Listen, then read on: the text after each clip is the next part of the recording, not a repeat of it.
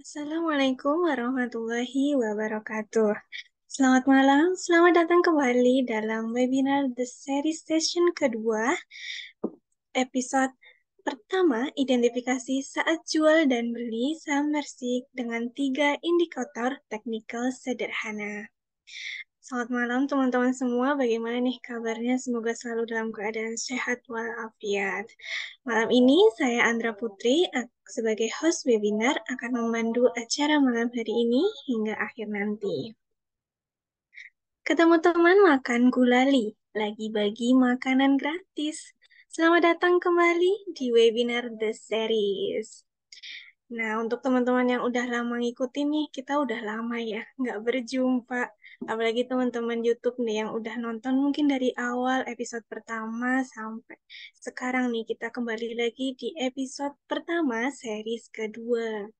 Nah, sebelum kita mulai, mungkin teman-teman yang baru bergabung, yang baru nonton, jangan lupa ya untuk ajakin teman-temannya atau share nih, share tentang link YouTube hari ini terkait uh, series kedua dari webinar menjadi investor. Nah, tanpa berlama lagi, mari kita undang Bapak Lupi Hartono. Selamat malam, Pak. Selamat malam, Mbak Andra. Terima Kita kasih. udah lama nih, Pak. Siap. Kita udah Oke. lama nih, Pak. Nggak mulai lagi. Ya, kita Semoga tetap sehat ya, Pak. Mau ya, langsung dimulai saja, Pak? ya, ya, biar Ya, cepat. silakan. Terima kasih, Mbak Andra, yang sudah setia menjadi MC di dalam webinar ini. Ini udah episode ketiga ya, 2 sesi.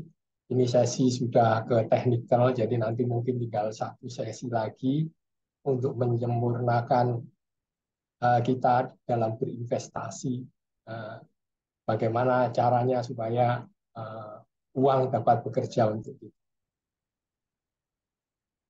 Nah ini rekan-rekan sekalian yang setia mengikuti webinar ini. Jadi kemarin sudah kita tahu cara gimana memilih saham yang bagus, saham Mercy, dan juga gimana cara memilih saham yang murah secara fundamental.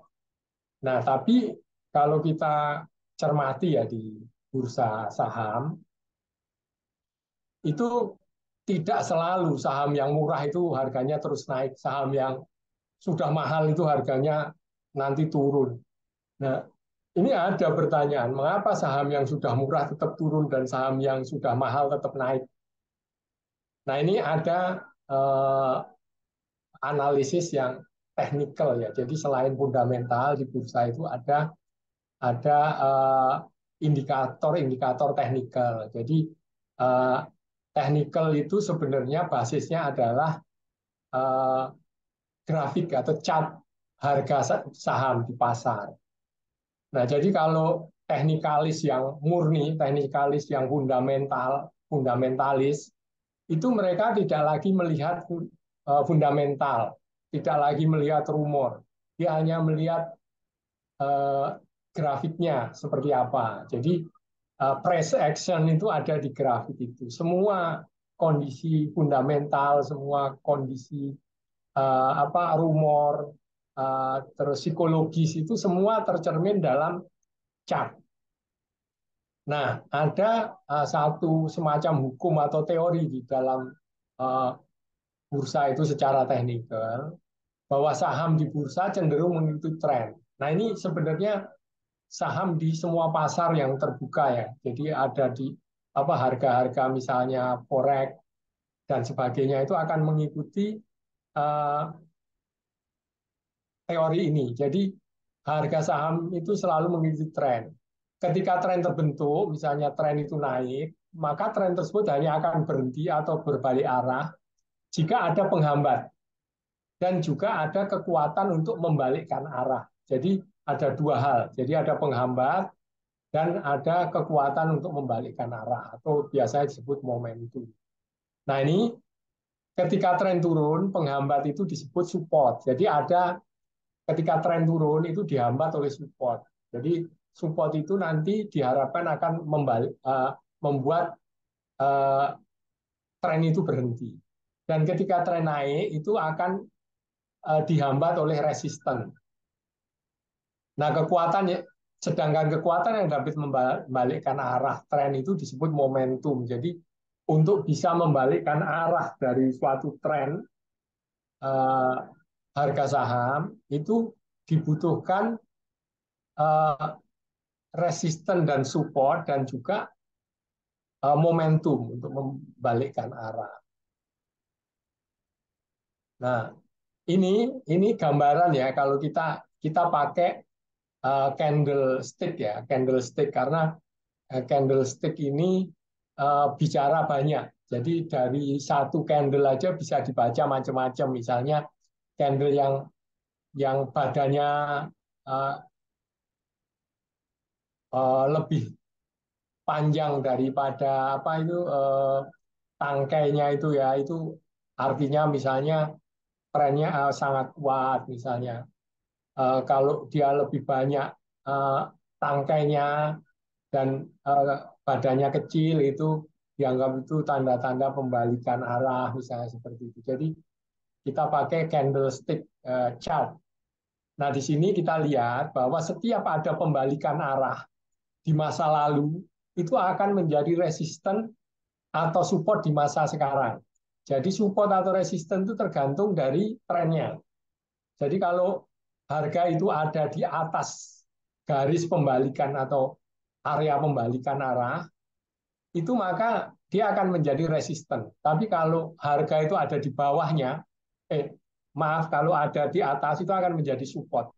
Tapi kalau harga itu ada di bawahnya, dia menuju ke atas atau bullish, itu akan menjadi resisten. Jadi dan resisten itu kalau dia ditembus atau di break, itu dia nanti akan menjadi support.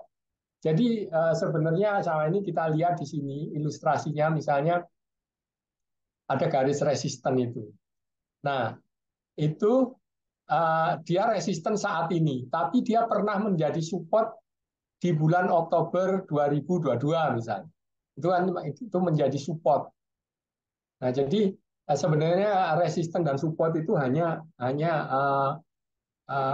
istilah yang kita uh, uh, sebutan lah sebenarnya kita berikan terhadap satu garis virtual ya yang di situ ada kekuatan untuk membalikkan arah tren. Nah, itu di situ berkumpulnya likuiditas biasanya. Nah, ini ada di situ ada support, ada resisten dan semua itu adalah area-area di mana terjadi pembalikan arah. Jadi di mana ada candle merah dan hijau itu uh, bertemu. Nah, itu akan menjadi support dan resisten. Nah, biasanya di sekitar garis itulah uh, suatu tren itu akan berhenti atau akan berbalik. Nah, ini kalau kita lihat semua kan seperti itu. Di garis resisten itu semua begitu nabrak dia balik, begitu nabrak dia balik atau dia berhenti di situ, kemudian dia berbalik atau menembus. Nah, itu resisten. Jadi setiap resisten atau support itu dia akan menjadi perhentian. Nah, ini kalau kita nanti akan coba pakai ya yang mingguan. Jadi ini di sini ada mingguan one week ya, satu week B itu time frame mingguan karena eh, pasar saham ini kan sebenarnya pasar yang tidak besar sekali ya. Jadi dia masih dapat dimanipulasi. Nah, kita harapkan dengan time frame yang panjang, ini artinya satu candle itu perlu 1 minggu untuk membentuk satu candle. Nah, kalau uh, satu candle 1 minggu itu artinya untuk dimanipulasi dia sudah lumayan sulit. Dan kedua, karena kita ini investasi ya, bukan trading, itu jangka waktunya horizonnya panjang, jadi uh, mingguan, time frame mingguan itu kita anggap paling cocok lah. Jadi basic kita mingguan. Kemudian bagaimana cara mendeteksi momentum. Jadi di situ ada momentum atau enggak. Nah, ini di dalam analisis kali ini kita pakai stokastik dan relative strength index atau RSI ya. Nah, dua indikator teknikal ini ditujukan untuk mendeteksi adanya kondisi jenuh beli atau overbought dan jenuh jual atau oversold di pasar saham. Jadi adanya momentum untuk balik arah itu biasanya eh, digambarkan dengan adanya jenuh beli atau overbought atau jenuh jual atau oversold. Jadi kalau jenuh beli, dia nanti akan kemungkinan akan turun. Tapi kalau dia sudah jenuh jual, itu kemungkinan akan naik. Nah, ini stokastik dan RSI, relative strength index, ini dijabarkan dengan osilator. Jadi osilator itu nanti apa gerakan dari harga itu akan naik turun dari angka 0 sampai 100. Pada umumnya untuk stokastik itu dianggap sebagai oversold itu kalau di skala 0 sampai 20 dari 100 ya. Nah, area overbought-nya itu antara 80 sampai 100. Ini default-nya ya. Jadi kalau kita nanti punya berpengalaman di analisis, kita bisa memperpanjang ininya apa uh, merubah dari areanya ini kira-kira berapa, dan itu juga kita lihat dari histori dari harga suatu saham, biasanya dia bisa menembus ke berapa misalnya. Sedangkan untuk RSI itu skalanya defaultnya itu untuk oversold itu 0 sampai 30 dan overbought itu 70 sampai 100. Itu area overbought-nya. Nah, ini kita lihat ya di sini. Jadi ini stokastik yang atas dan RSI yang bawah. Nah, ini area-area yang diwarnai ini stokastik ini berarti area trading. Nah, di bawah dan di atasnya itu area overbought atau oversold. Jadi kalau overbought itu kalau untuk stokastik itu di atas 80 dan oversold itu di bawah 20. Sedangkan RSI itu 30 dan 70. Ini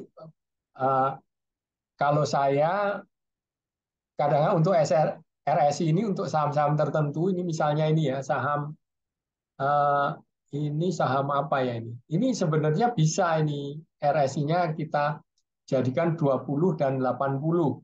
Karena di situ kita lihat ya, dia bisa menembus sampai di bawah 20 dan di atasnya itu bisa menembus sampai 80. Jadi sebenarnya untuk kita menetapkan berapa area oversold dan overbought itu bisa kita customize sendiri.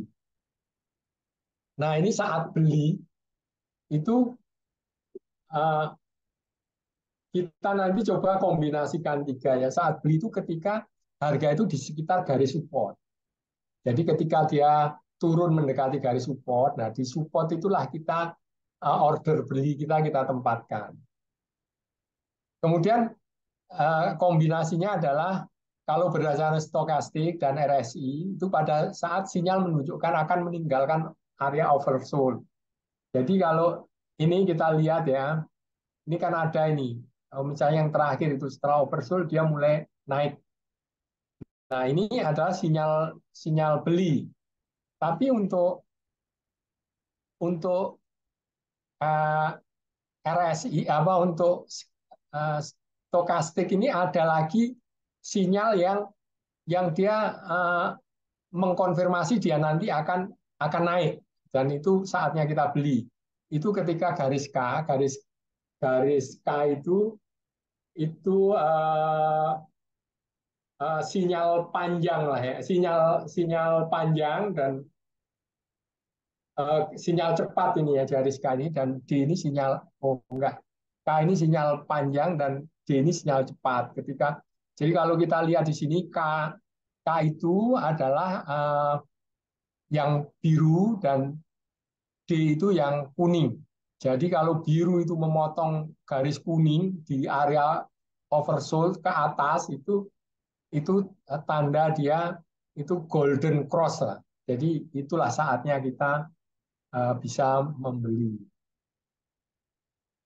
Nah, jual pun seperti itu. Jadi kalau jual di sekitar garis garis resisten dan uh, stokastik RSI-nya menunjukkan yang sebaliknya. Jadi dia di area overbought. Nah, ini kalau kita inian ya, ini kita terapkan di uh, indeks LQ45 ya. Jadi di sini kita lihat di mana area-area overbought dan di mana area-area oversold.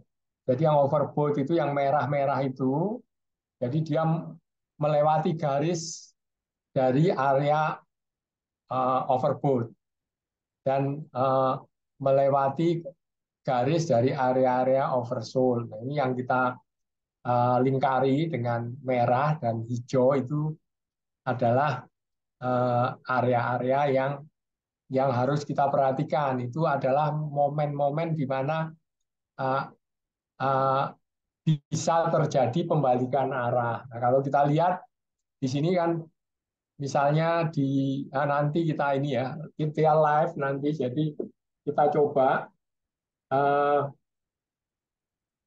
di mana area-area yang atau indikator-indikator apa yang menunjukkan uh, suatu tren itu akan berubah. Nah, itu kita pakai tiga. Jadi resisten dan support, kemudian stokastik dan RSI. Jadi nanti seperti apa uh, gambarannya ya. Jadi kita bisa.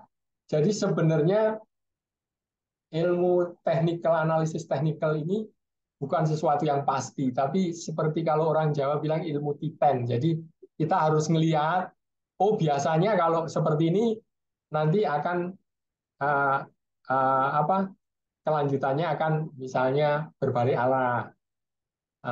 Nah itu bagaimana cara kita mengetes apakah indikator yang kita yakini itu benar-benar efektif di pasar itu dengan backtest. Jadi kita lihat di sejarahnya. Misalnya di awal 2023 ini ada yang kita lingkari uh, hijau. Nah ini oversold dia. Nah setelah oversold apakah naik untuk RSI-nya oversold dan di uh, area ini untuk resisten dan supportnya dia berada di garis support. Nah ternyata dia naik. Jadi kita bisa ngelihat uh, uh, di prakteknya seperti apa. Teorinya ada, terus nanti di prakteknya itu dilihat di backtest lah. Jadi dilihat di historicalnya itu dengan indikator-indikator yang kita pasang itu apakah memang menunjukkan reaksi harga yang sesuai dengan harapan kita. Misalnya, oh kalau indikator oversold dua-duanya dan resist di titik support itu pasti akan naik. Nah itu kita bisa backtest di tahun-tahun sebelumnya atau di waktu-waktu sebelumnya memang benar seperti itu atau tidak. Nah setelah ini coba kita akan ini di benar-benar di aplikasi ya. Di aplikasi saya memakai trading view, ini kelihatan ya trading view. Nah nanti kita akan coba saham-sahamnya Pak Lokeng Hong itu, misalnya Gajah Tunggal, terus ada ABMM ya, terus ada Pegas. Nah nanti coba kita kita tes seperti apa dia dan kira-kira kalau kita ingin memprediksi kira-kira pergerakannya seperti apa. Nah ini kita coba lihat ya saham Gajah Tunggal ini salah satu sahamnya Pak Lokeng Hong ini. Nah, nanti kalau ada misalnya ini ada tiga yang akan saya jadikan contoh. Kalau memang ada yang punya saham jagoan misalnya, nah nanti coba kita analisis, nanti kita diskusikan. Uh, ini kita coba ya dari Gajah Tunggal. Nanti kalau kita lihat, ini time frame-nya mingguan ya. Time frame-nya kita pakai time frame mingguan.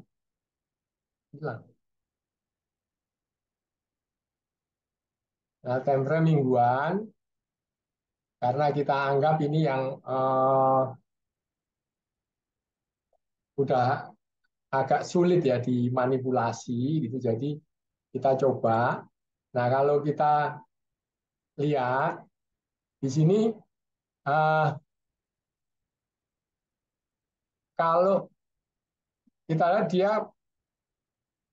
ada saat dia menyentuh di sini di 635, dia menyentuh eh, resisten mingguan. Jadi ini yang seperti ini ya, yang saya contoh ini juga resisten atau support. Nah, walaupun dia sudah dilewati, ini kalau hanya dilewati, ini berarti supportnya masih segar. Jadi dia masih efektif lah. Dia jadi support. Jadi ini support yang kuat karena dia hanya dilewati. Tapi kalau di sini ini banyak merah dan hijau di yang sudah masuk di area ini, supportnya jadi dia sudah istilahnya sudah tidak segar lah. Jadi dia tidak kemungkinan mudah ditembus. Nah, ini support yang masih sangat segar di sini, support pembalikan arah. Nah, ini Pak, saya kita belum lihat tampil ya, Pak. ya. Belum tampil Pak gambarnya, belum di-share screen mungkin Pak. Oh, gitu. Coba.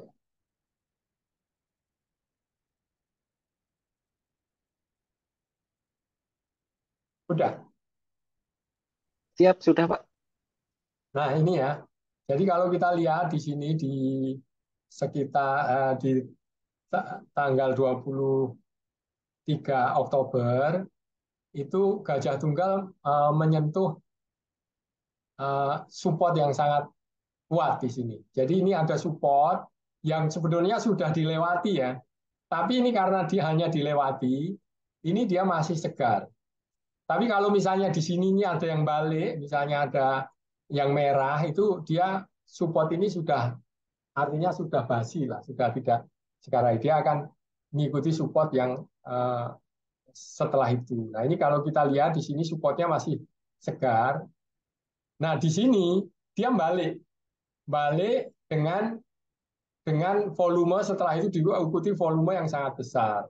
Nah, ini di sini kita yakini bahwa eh, tren itu sudah mulai berubah. Nah, kalau kita lihat di ini ya, walaupun di RSI ini belum oversold, tapi kalau kita lihat di stokastiknya, ini memang sudah di area ini di tanggal 16 Oktober 2023 ini memang sudah oversold sangat kuat lah ya.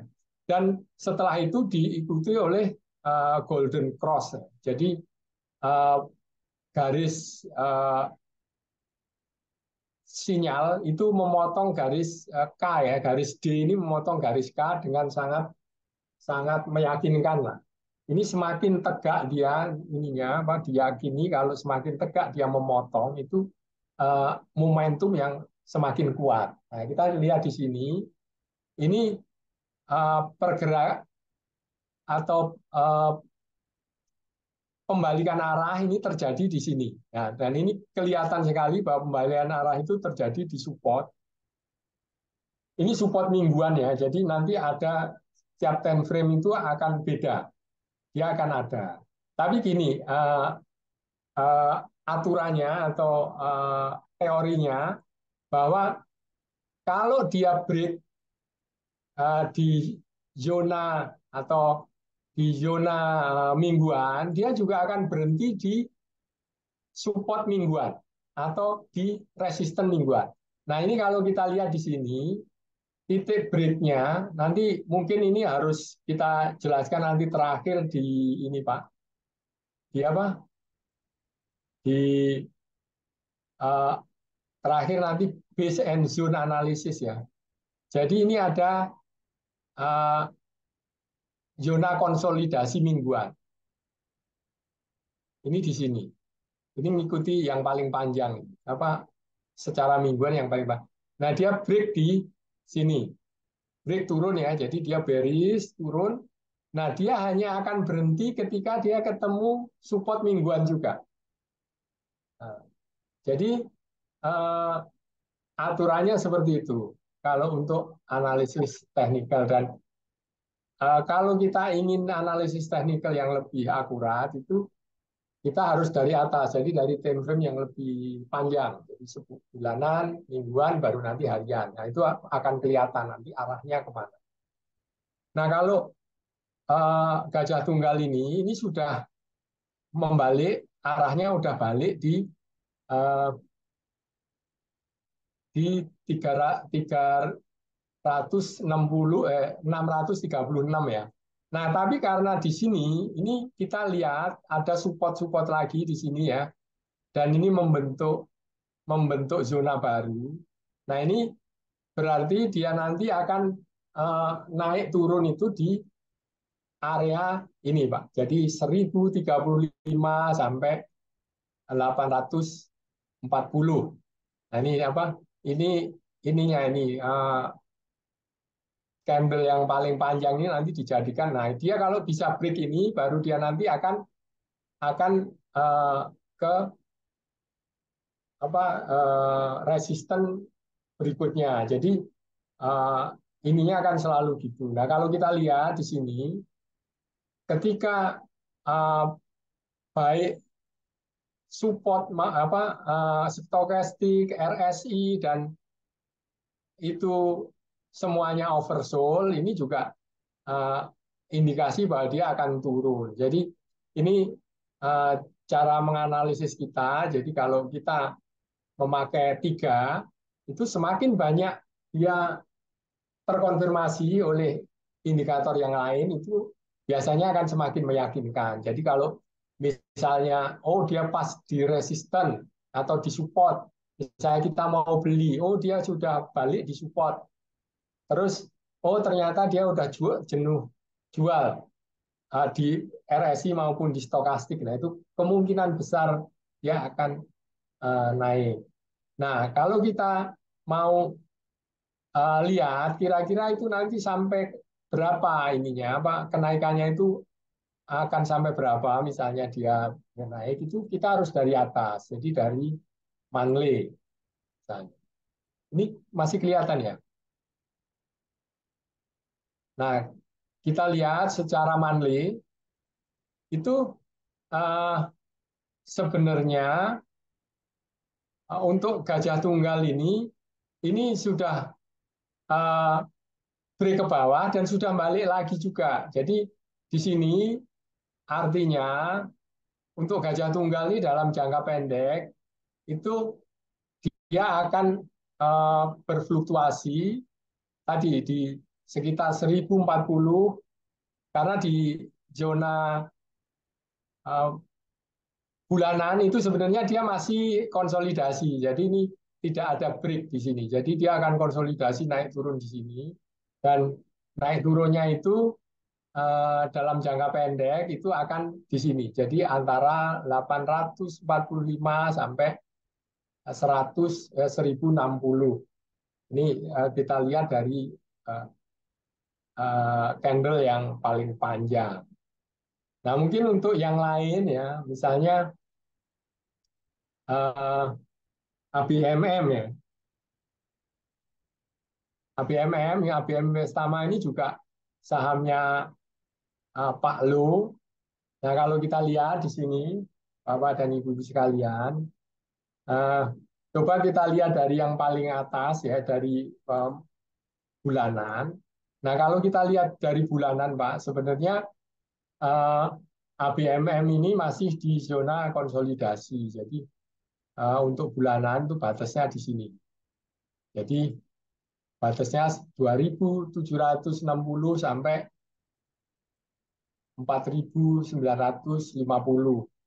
Nah ini nanti kalau kita nanti seri terakhir kita jelaskan mengenai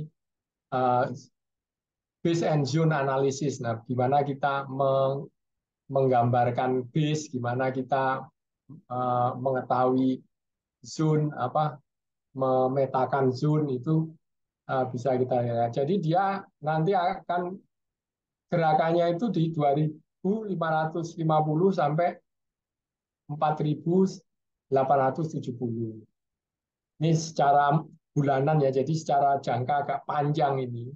Ini fluktuasinya seperti itu. Kecuali ada momentum yang sangat besar, nah dia akan break, dia akan tembus di luar kotak ini, nah itu akan membuat keseimbangan yang baru di berikutnya. Nah, secara mingguan, nah ini kalau kita lihat mingguannya, rekan-rekan. Nah, ini mingguan ini dia sebetulnya di sini, break-nya di sini. Jadi ABMM ini sudah break di zona mingguan dan dia belum sampai ke ini, Pak, belum sampai support di bawahnya. Jadi ada kemungkinan besar ABMM itu akan sampai ke sini. Nah, ini karena di sini ada support ya yang cukup kuat. Ini ABMM ini bisa sampai di sini, Pak, di sekitar 3.160-an kalau dia turun. Nah, kalau sudah menyentuh ini karena dia break zona mingguan, dia kemungkinan akan berhenti. Nah, kita lihat di sini bahwa secara stokastik sebenarnya sudah jenuh jual. Sudah jenuh jual, jadi sudah oversold. Nah, ini tinggal menunggu momen-momen dia nanti akan naik. Nah, itu kalau kita lihat dari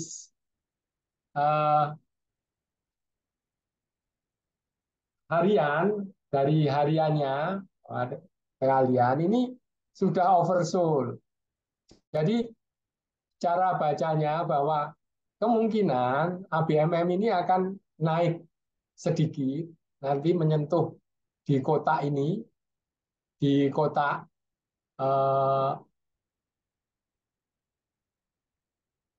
di kotak batas ini, batas zona mingguan, tapi bisa turun lagi sampai ke 3.150-an.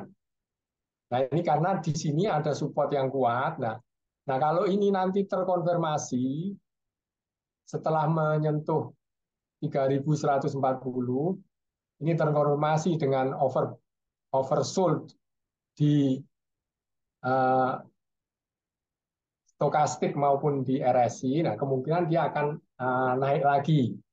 Nah, naik itu nanti seperti teori ininya sebelum bahwa dia nanti hanya akan berhenti ketika ada support atau resisten dari time frame yang sama dan ada momentum untuk bisa break, itu ada momentum yang cukup besar supaya harga itu bisa menembus keluar dari batas equilibrium lama ke equilibrium baru. Nah, ini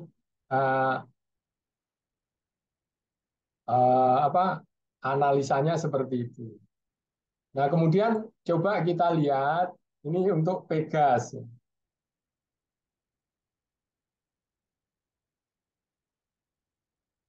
Nah, ini Bapak dan Ibu-ibu sekalian, rekan-rekan, untuk Pegas ini kita lihat, Pak, di sini untuk indikator RSI maupun untuk indikator stokastik itu dua-duanya udah oversold. Jadi kalau kita lihat di sini secara time frame mingguan ini sudah oversold semua. Nah, kita lihat apakah secara resisten support and resisten dia juga sudah berada di level resisten. Nah, kalau kita lihat di sini, nah ini dia sudah ada di pembalikan ini. Jadi kalau berdasarkan teori support and resistance mestinya di 1030. Tapi sebenarnya kalau kita nanti ya coba terakhir nanti pelajari base and zone. Sebenarnya ini ada zone di sini. Jadi zone itu dia bukan bukan satu garis ya, tapi satu area. Nah, ini zonnya ini di sini. Nah, jadi sebenarnya eh, Pegas ini sudah masuk di eh, resisten dari zone ini. Jadi kalau base and zone itu resisten atau support itu bukan garis, tapi suatu area. Nah, ini sebenarnya sudah masuk area support. Jadi kalau menurut analisis saya, Pegas ini kemungkinan akan naik. Jadi dia nanti misalnya turun itu batasnya di 1035, dan kalau naik itu nanti dia resisten pertamanya di 1310-an. Jadi sampai menyentuh ini pembalikan arah.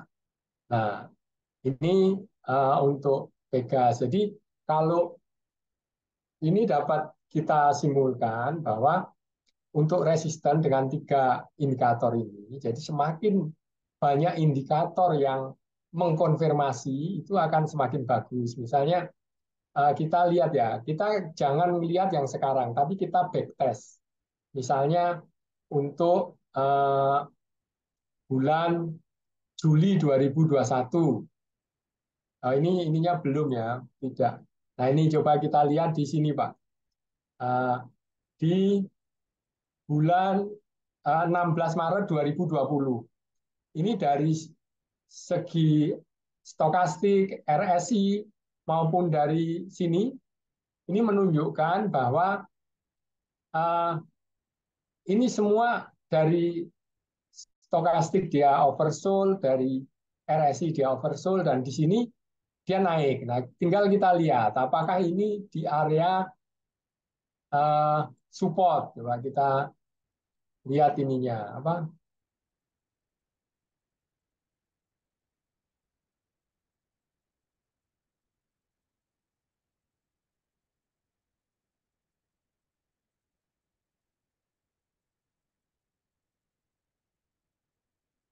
Ini perusahaan gas negara. Oh dia, oh ini Pak. Nah ini Pak. Jadi di 2021 ini ya ini sebenarnya dia kalau kita lihat ini di support sini Pak. Jadi ini ada bulanan, jadi time frame bulanan. Nah dia nyentuh support ini dan dia langsung naik. Jadi di sini terkonfirmasi ada 3 indikator yang menunjukkan dia sudah oversold. Jadi, nah kita coba kalau kita ingin melipat gandakan misalnya saham yang sudah kita miliki atau kita mau membeli, nah itu kita coba pakai 3 indikator ini. Kalau perlu nanti ditambah dengan satu, yaitu di sini ada volume ya. Jadi kalau kita ada pembalikan dan diikuti volume yang tinggi, nah itulah tanda-tanda dia sudah mendapat momentum untuk berbalik arah. Kita uh, simpulkan bahwa semakin banyak indikator yang mengkonfirmasi suatu pembalikan arah, itu artinya kemungkinan uh, harga itu akan berbalik arah itu semakin besar. Nah ini memang tadi seperti yang saya katakan, technical analysis ini ilmu titen, sebenarnya ilmu yang kita coba apakah uh, historicalnya itu efektif gitu. Untuk karena tiap-tiap saham itu mungkin punya karakteristik yang berbeda. Misalnya untuk saham tertentu dia itu kalau oversold bisa menembus sampai 80. Tapi ada saham-saham tertentu yang nggak bisa overbought ya. Kalau dia overbought itu bisa 80, tapi yang lainnya nggak bisa. Dan itu harus kita lihat satu persatu. Itu mungkin itu dari saya ya. Mungkin nanti perlu kita diskusikan lebih lanjut. Nanti coba aja komentar kalau memang ingin ini didalami lebih lanjut. Jadi di sini tidak saya berikan apa sih RSI itu secara apa teori gitu, apa sih stokastik secara teori, karena itu bisa dibaca sendiri, tapi aplikasinya itu coba saya bawakan di sini. Jadi silahkan nanti kalau ingin berdiskusi, berkomentar, kalau memang ini nanti ada pembahasan lebih lanjut, silahkan. Yang punya misalnya saham jagoan lah, yang ingin dianalisis, silahkan kita diskusi, mungkin masih ada 10 menit. Terima kasih.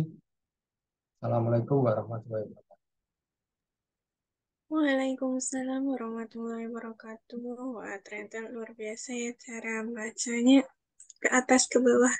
Harus kita perhatikan ya, sok sama. Baik, untuk teman-teman sekalian, mungkin ada yang ingin ditanyakan atau ingin sharing terkait saham atau materi malam ini, silahkan.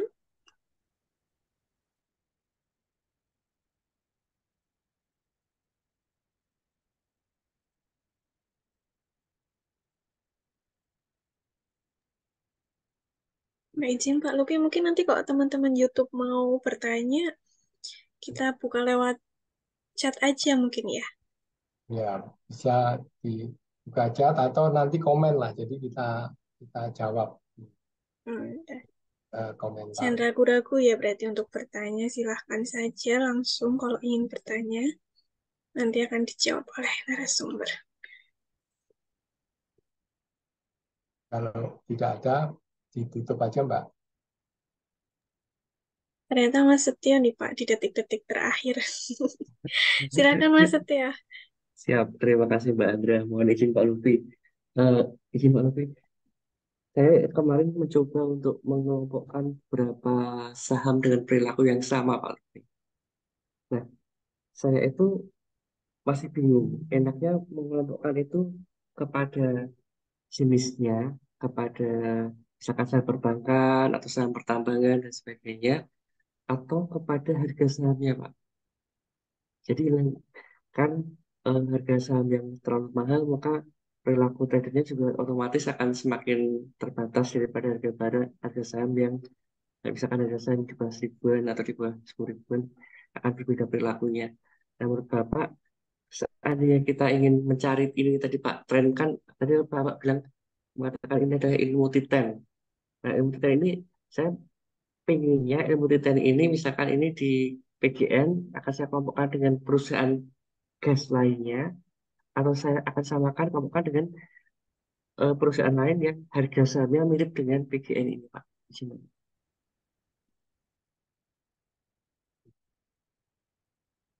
Oke, terima kasih Mas Setio. Jadi kalau biasanya ya Pak, di di bursa itu lebih ke sektoral, jadi sektornya. Jadi kalau misalnya gas ya dengan gas, gitu. Energi lah biasanya, energi. Nah itu biasanya nanti perilakunya itu saham-saham sejenis itu yang misalnya sekarang ya sektor-sektor energi terbarukan misalnya. Atau kalau sekarang ini ya indeks itu banyak didominasi atau di drive oleh itu tadi ekonomi-ekonomi baru lah, misalnya jadi ekonomi-ekonomi hijau, misalnya saham brand, ya, PGEO, nah itu uh, terus kemudian Gojek, Tokopedia gitu sekarang. Nah itu biasanya itu Mas Setio, jadi bukan harganya ya, tapi dari uh, sektornya biasa, sektornya atau industrinya biasanya yang lebih representatif ya. Karena kita membandingkan itu baik teknikal maupun fundamental itu antar perusahaan-perusahaan dalam satu industri atau satu sektor. Dan kalau kita lihat ini gerakan sektoralnya itu biasanya itu sektor itu gantian gitu. Jadi karena likuiditas di bursa itu juga ada batasnya, biasanya nggak bisa semua semua saham itu gerak bareng. Misalnya mau naik ya, nah itu bareng. Kecuali ada suntikan atau mulai ada modal asing masuk besar. Nah itu indeks akan terangkat dengan cepat karena semua sektor akan naik. Tapi kalau enggak, itu biasanya ya sektornya gantian. Jadi mana yang sedang sedang ramai diperdagangkan, itu sektor itu nanti yang akan naik. Nah, nanti gantian aja itu biasanya kalau di apa di masa-masa konsolidasi itu nggak akan barengan, tapi biasanya gantian per sektor. Nah, itu.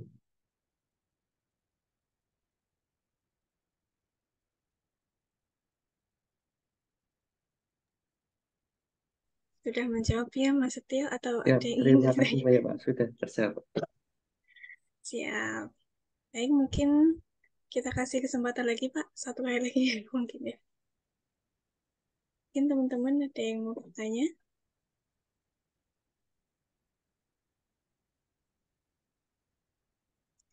Baik, jika tidak ada, kita cukupkan saja ya Pak Lupi, atau mungkin ada yang ingin disampaikan lagi Pak? Nah, udah, saya rasa cukup, Mbak. Terima kasih. Siap, terima kasih untuk kehadiran rekan-rekan dan teman-teman semua yang sudah hadir malam hari ini. Semoga untuk di sesi selanjutnya tetap semangat dan berkenan untuk berkumpul kembali. Malam minggu lagi nonton bareng teman siapapun ya. Terima kasih dukungan penonton. Yuk jumpa lagi di sesi selanjutnya. Mohon maaf apabila terdapat perkataan yang kurang berkenan di hati. Wassalamualaikum warahmatullahi wabarakatuh. Waalaikumsalam warahmatullahi wabarakatuh. God bless ya.